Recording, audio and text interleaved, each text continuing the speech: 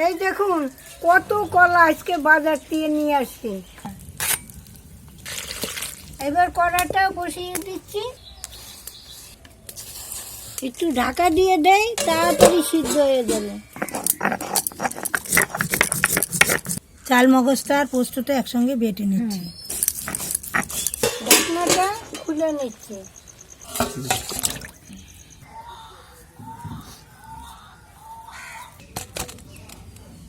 বেসনটা ঢেলে নিচ্ছি।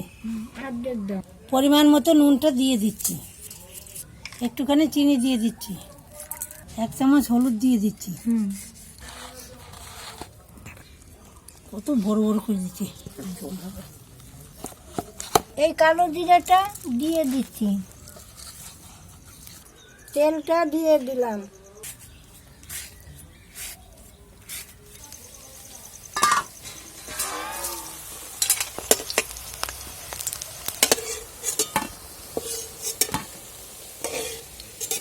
এই জিরাটা ফোড়ন দিয়ে দিচ্ছি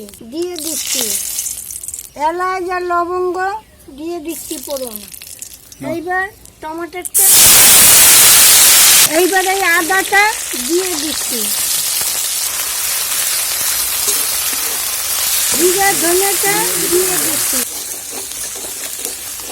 পরিমাণ মতন নুন দিয়ে দিচ্ছি, এবার পরিমাণ মতন হলুদ দিয়ে দিচ্ছি,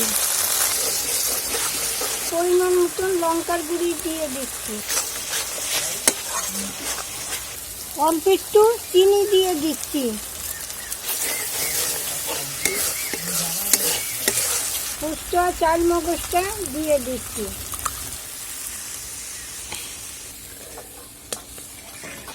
এইবার এইগুলা ছেড়ে দিচ্ছি,